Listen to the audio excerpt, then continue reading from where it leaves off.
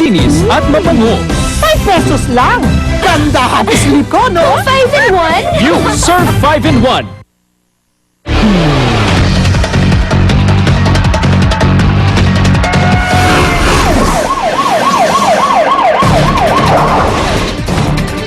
Patuloy po kayo nakatutok sa unang balita. Dalawang ininalang karnaper sa Caloocan arestado matapos naman nung ipatubos sa biktima ang tinakay nilang sasakyan. Darito ang report ni Tricia Zafra. Huli sa entrapment ang dalawang hinihinalang karnapper matapos daw ipatubos sa may-ari ang ninakaw na kotse. Ayon sa pulisya, August 25 nang tangayin ang sasakyan sa tapat mismo ng bahay ng may-ari sa Caloocan. Lunes ng tanghali, tumawag daw sa may-ari ang mga suspect. Hinihingan siya ng 50,000 kapalit ng pagsasauli sa kanyang sasakyan. Siguro baka may naiwan siyang number sa kotse. May mga documents, may mga number siguro siya. Agad itong ipinaalam ng may-ari sa mga pulis.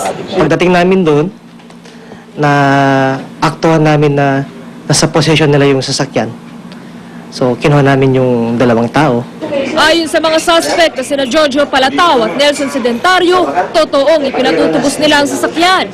Pero ito ay dahil daw sinanla ito ng may-ari sa kanilang amo. Bali, pinakisuyo lang sa amin na kuhanin yung kotse. Dalhin, tutubusin ng hapon. Hindi naman kinagat ng mga pulis ang depensa ng mga suspect. Naharap sa kasong carnapping ang dalawa. Payo ng pulisya sa mga may-ari ng sasakyan, maglagay ng warning device o alarm, lagyan ng clamp ang manibela at pumarada sa ligtas na lugar. Ito ang unang balita mula sa Caloocan. Tricia Zafra reporting.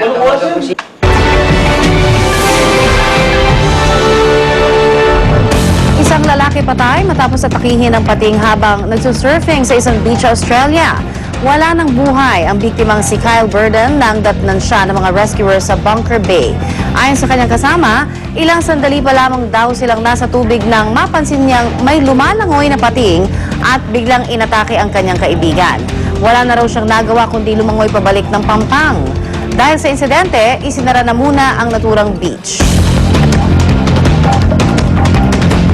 Pagpapatuloy ng trial ni dating Egyptian President Hosni Mubarak sa Egypt, nauwi sa salpukan ng mga pulis at rallyista. Sa labas ng Cairo Police Academy kung saan idinaos ang trial ni Mubarak, daan-daang pro at anti-Mubarak ang tumutok sa pagdinig. Ang mga anti-Mubarak bigla na lamang pinagbabato ang mga nakabantay na riot police sa lugar.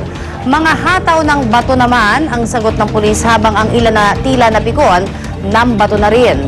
Ang pagdinig ay kaugnay ng papel ni Mubarak sa pagkamatay ng mahigit 800 rallyista sa kasagsagan ng protesta noong Pebrero. Narito na ang unang chika ni Luan D. Luan.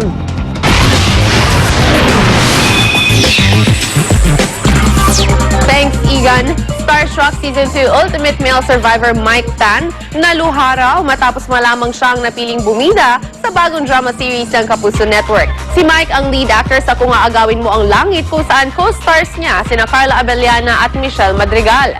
Kaya naman bigay todo si Mike sa unang araw pa lang ng taping ng serye. Pangako ng aktor, gagawin daw niya ang lahat para patunayang karapat-dapat siya sa big role na ibinigay sa kanya. Habang nagdadasal ako, doon ko naintindihan tsaka nagsinkin sa akin na sobrang saya ko pala. Tapos hindi ko napigilan na iyak na ako. Yung oras na binigay sa akin ngayon, tingin ko handang-handa na ako. Hindi ko masasayang to. Sa unang hirap, isyong tato,